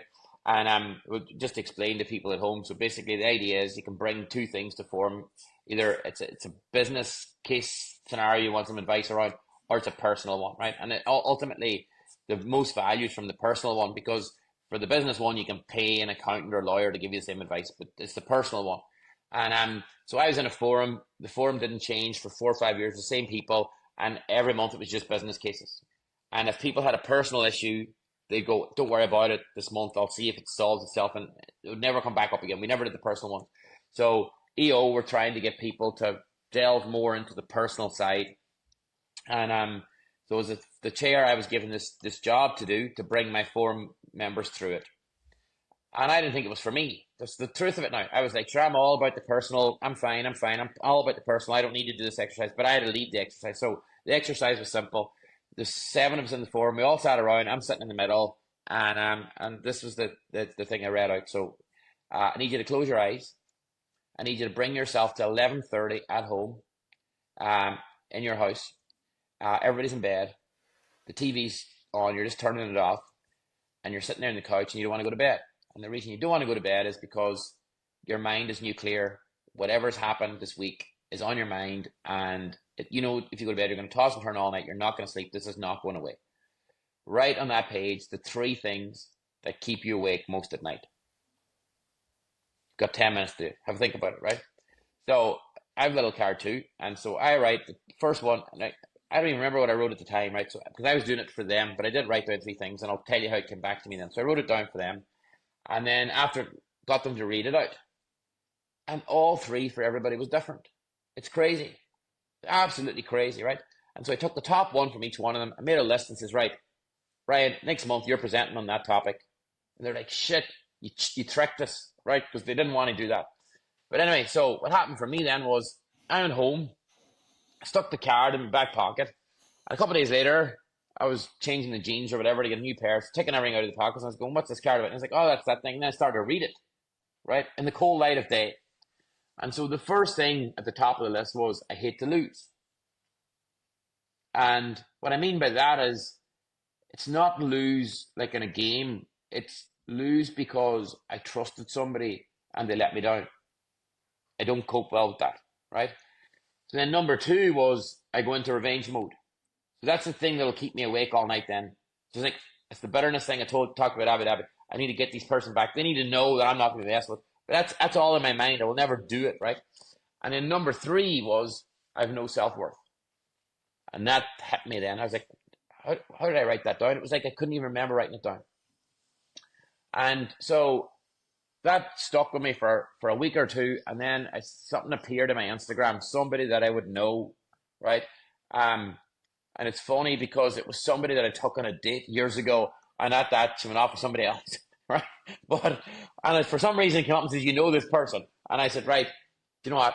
And I looked at her thinking she was doing all this stuff about spiritual stuff and all. And I was like, God, I wonder could I go talk to her about this low self-worth thing? So this is true now, right? Took a couple of days to phone. And to phone, I went out. I lived in Culmore. I drove up into the middle of the forest above Iskaheen, between Iskaheen and Buchanan, that forest way up in there, right? So nobody would know I'm phoning this person. Like out in the middle of nowhere, Ryan, right? It was like the sweat was pouring off me.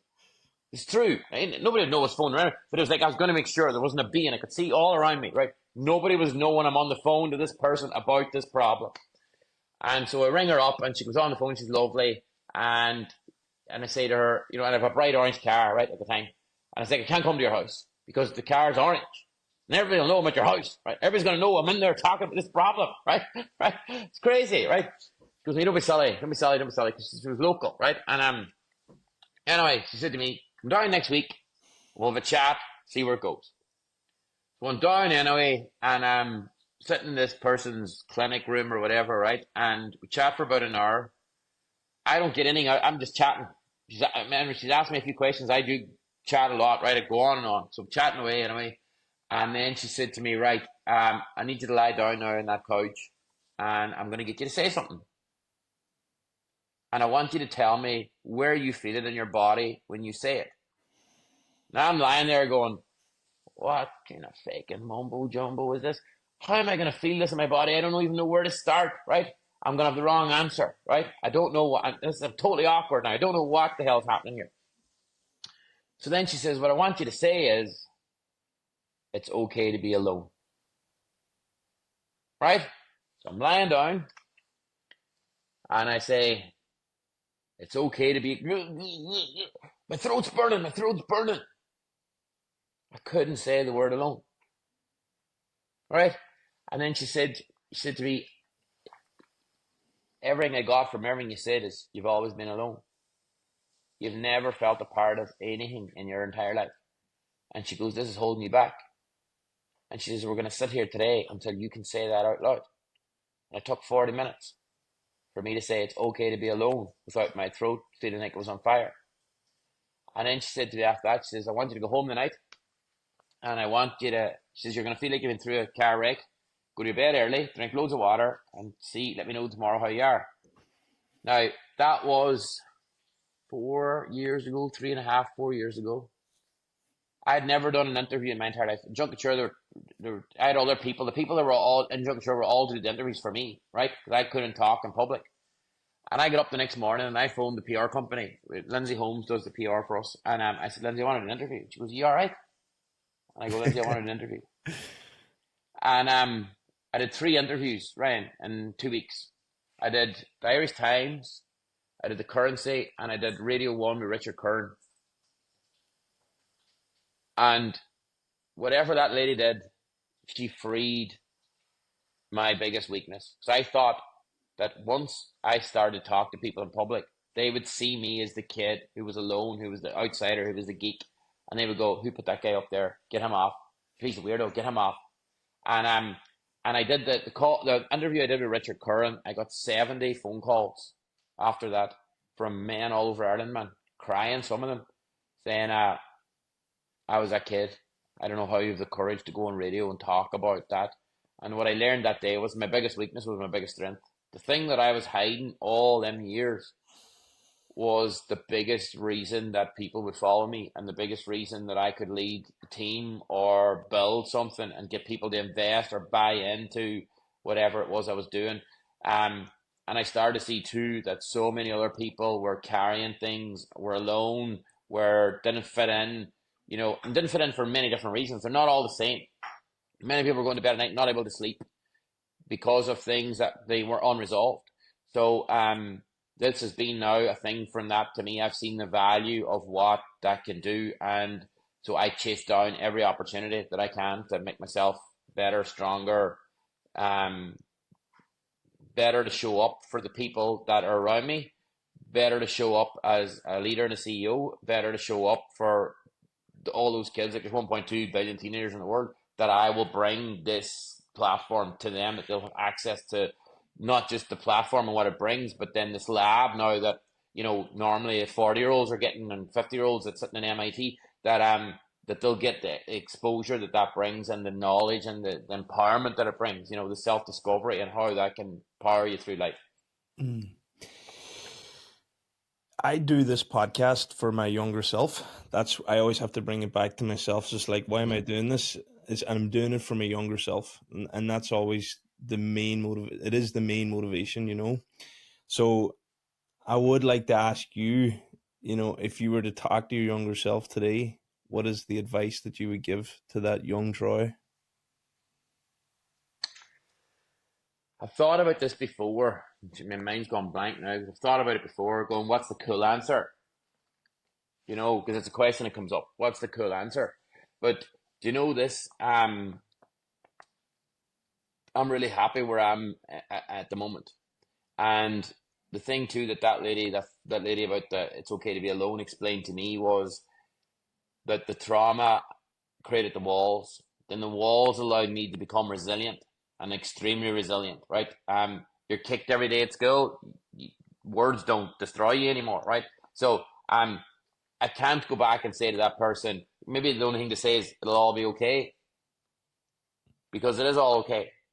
That is the way it is. It's all okay. Because if I had said to that person this time, change something, then I'm not going to be who I am today. And I wouldn't have the life experience neither. To be honest with you, the life experience is worth more than any of the money. And it's funny, this, right? I love, like, I'll ask you this question, see if you can answer for me, right? Because I ask it to a lot of people. Mm-hmm. What is the most diverse community in any city in the world that you go into? Have you an idea? I would say LGBT community. So what's right? The LGBT community. Okay, right. Well, the answer I give to people is taxi drivers. Because taxi drivers are LGBT, they're international, they're everyday Joes. You'll get Lebanese guys, Pakistanis, Bangladeshis, Irish. You'll get this complete cross section of society, right? Some will be LGBT, some will not. Some will be black, some will be white, some will be brown. And it's a community that I love. I love getting them out of the airport into a taxi. And I remember getting out of Heathrow one day, and this Muslim man was driving me with an hour and a half because the train was cancelled. So we went the whole way to Heathrow, and he gave me this biggest hug, and he said, "That's the best passenger I've ever had in the car," right? And that was the thing, because you learn so much from other people, right? And one of the things that I've learned over the years is, growth mindset. What does it really mean? And growth mindset really means showing up with an attitude where, well, some people show up with this attitude of know it all, right? So if you go to talk to somebody about their particular field, they know everything about it, but they don't, because somebody can always teach you something. And if you show up in anywhere in the world with an attitude where I don't know it all, and that's the way it is. I've had the most incredible conversations with taxi drivers. I mean, I've had the most incredible conversations with world leaders. Like I was in LA last year at the Oscars were on, and I was invited to a low key event, very small thing, right? A round table. Basically, there was a chair at the top of it, and it was like basically stand on the chair and talk about what you're passionate about around circularity and sustainability. I wasn't one of the main leaders, so I was just there as part of an audience. And this guy got up to talk. He's one of the lead designers at Nike, right? I think he's head of Nike Air Jordan, and he says my goal is to find 10,000 young circular designers that I could plug into different companies around the world. So from the inside out, bring them forward, right? And the Troy of 20 years ago would have listened to that guy and went home whenever it was all over, right? Or even 5 years ago, I didn't step forward, right? I would have been in the shadows always. The Troy now goes up to talk to them people. So as soon as he's finished talking, he comes off stage. I walk up to him and I said, Christopher, what if I told you I had the 10,000 kids? You go, what are you talking about? What if I told you I had the 10,000 circular designer kids that you're talking about? And he goes, where do you have to have it? So I take out the phone, I've got a couple of videos to show him, and he's going, man, where the hell did this come out of, right? And so, whole chat about that. And then he goes to me, are you going to the dinner tomorrow night? And I go, no, I'm not. There's a dinner the next night for 100 people only, 2 tables of 50. And that's all Hollywood elite, right? And I'm like, no, I'm not invited to that, right? And he goes, well, you are now. He goes, I'm putting your name on the list. I'm on the board of that. I'll get you in. So with the whole next day, 4 o'clock, right? This dinner's at like 6:30. I have no address where it's on. Nobody's told me, all except this guy told me. So I remember there was a wee Irish girl, right? So it on LinkedIn, and I found her, and I says, you were at that thing last night. Do you know this guy? Is he for real? Because he told me to come to this dinner, and if I turn up and there's 100 seats and there's freaking 100 people sitting down, the one, I'm going to stand like a spare prat, right? So she goes, let me ring him. I know him. Let me ring him and see what the score is. So she texts me back and she says, look, he's trying to get it organized. He'll know by 6 o'clock. So 6 o'clock, I do get the nod to go, right. So I land over to this hotel. I walk in. So the person standing next to me is Zendaya first, right? So I'm standing there, right? So Zendaya standing here just going, where am I, right? I sit down and my name's on the table. I sit down with John Legend and his wife, Chrissy's across there. Donatella Versace's behind my back, right? And so the next thing then, they start off at the start, 2 tables of 50, big long tables. So I didn't see everybody, like Sting's wife, Trudy, and all these Hollywood ones, right? So the next thing, this woman gets up to speak, and then she says, so our honoree tonight is Mary Robinson. So next thing, down to the end of the table, up gets Mary, right? So I was like, I don't know her, but she's Irish. I'm in, right? So Mary comes all the way up to the front. So Mary starts chatting, right? And then whenever I get over to see Mary then, so then that introduced me to the whole room. Now I'm the other Irish person there. She's not alone. She's now got a buddy. So I went from going to some wee small thing where I shouldn't be invited, right? Now, so this is how this story goes on, right? And this is the difference in the even if and the what if. The what if of me a couple of years ago wouldn't have been in there because I would have been on home. I would have talked to the guy. So anyway, the dinner's over. We're all packing up. We're all going home saying bye to Mary, all the rest of it. And so I go to the elevator, right? So the way this place was, it's on multi-floors, right? And she had to go up to floor 2 to exit out the back way. So I had to go up the elevator. But anyway, I'm going to the elevator and I spot this old woman. Now, this old woman's 81. At that time, I didn't know that, right? And she's like a walking stick. It turned out that was an umbrella, but I thought it was a walking stick. She's going to cross the floor. But she's on gold sneakers, right? And I also have on gold sneakers. I love Christian Louboutin, right? I have a whole collection, right? So I had on my gold Christian Louboutin. So I was like, I press the button in the elevator, turn around, see this old woman, I go, you know what? I need to go and say hello to this woman, tell her her sneakers are cool. So I go over to the old woman and I says, look, excuse me, I'm sorry, I'm just randomer here, I'm saying hello, but I just love your sneakers. And I thought, could we get a sneaker selfie, right? And she looks down, she goes, oh my God, right? So there we go, the two of us put their feet intertwined, right? Take the photo. And then she says to me then, so she says, oh, where are you from? What do you do? And I says, I'm from Ireland and I invented a sport. And then she goes, what do you mean you invented a sport? That's my line. The minute I say that to people, they go, what do you mean you invented a sport?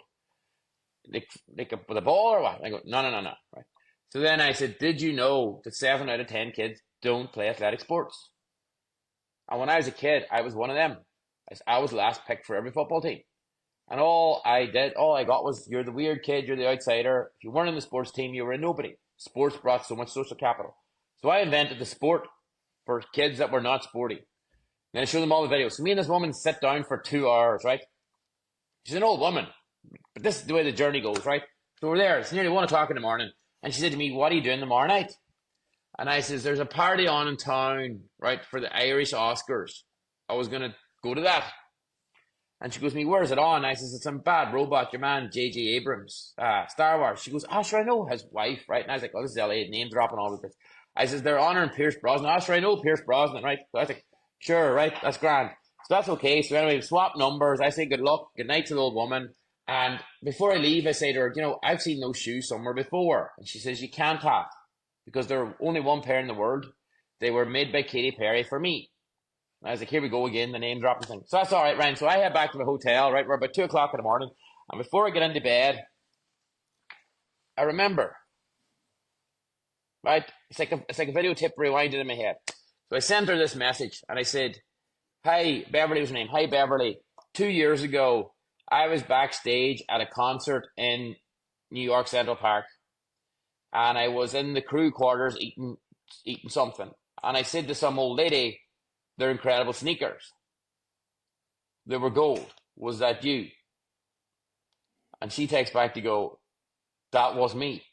So I had met Wow. her 2 years before, right? But then the story goes on, because the next day at 4 o'clock, she sends me a message. Make sure to call for me when you're going to this party. And this party's a ticketed event, right? So, I mean, if you're in the industry, you can get access. So, so I got the ticket and paid the fee and all the rest of it. And then, so anyway, says I'll call for her, but I mean, I don't know how I'm going to get her in.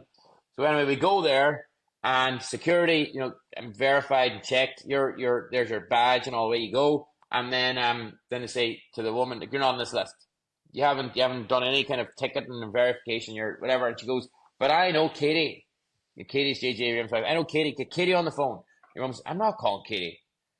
If you don't call Katie, she's going to be very disappointed when she hears that I'm standing outside and you didn't let me in. So eventually the head of security comes down, right, we'll phone Katie. So they go away, they phone Katie, and they come back down and said, Beverly, Katie sends her apologies. She's got COVID, so she's not going to appear here tonight. They don't know that inside yet because she's not here. But she looked at her phone. Your text was there. Go on and hit. So we walk in, Ryan, right, with this old woman. I'm going, who is this old woman, right? So the next thing, she goes to me, Troy, come here. Jane, have you met Troy, right? So we're now chatting with Jane Seymour, right? I want to see what this guy's doing with clothes and all. I'm out the phone, right? All the rest of it. We're up then to Pierce Brosnan, James Cameron, your man directed Titanic, with half an hour with him, right? I'm sitting there going, who is this woman? Then she's telling stories about how she made that movie, Arnold Schwarzenegger gets pregnant, right? So she's a movie maker, right? And she's kind of always in the back shadows of all these places. But one of the things I've learned from her too is this: it's the same. Because I say to the kids, talent will get you in the room, manners will keep you there. And that's the thing. The woman's talented, but she's great manner. So I mean, because all of them people would never come back. But like that random, just turn my head to go, I'm going to go over and talk to that woman with gold. So that woman has had me in LA with some big names and all the rest of it. And it's unbelievable. Now she's coming to this world final. She's got some people we're working with. Just by the fact, as I said, I'm going to go over and say hello to this woman and say, your shoes are class.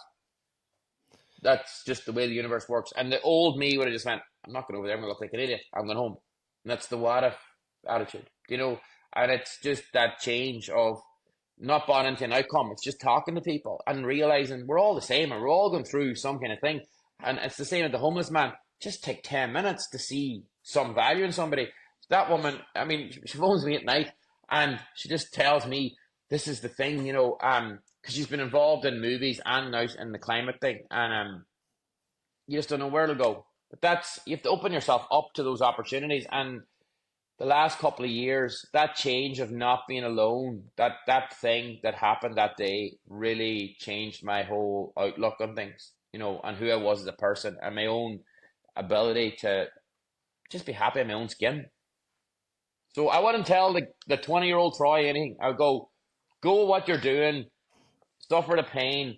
If you know the guy Jensen, who's the CEO of NVIDIA, you watch some of the stuff he talks about. He says, I wish your startup pain because that's how you build resilience in the team. And I wish your kids pain because that's how you build resilience in your kids. And that's the number one thing you could give them. That's the way he talks about it. But that's the same. The pain I had built the resilience I have now. Fascinating, Troy. I have to say, I've thoroughly enjoyed hearing your stories. It's so It's mad. interesting. It's mad. When's the movie coming out? I don't know. I've been asked a few times about writing a book. Somebody in LA has been on to me, but I will sit down to write it. I really like the concept of the Better Man thing. He chose a chimp. I don't know if I'd write it like that, but I'd have to write it as a story. I couldn't write it as I did. I'd have to write it as a story of a kid. But it'll be in the works. Not to worry. Good. Loads to do yet, Ryan. First. Thank you very much, Troy. I was good chatting to you. really, really enjoyed the conversation.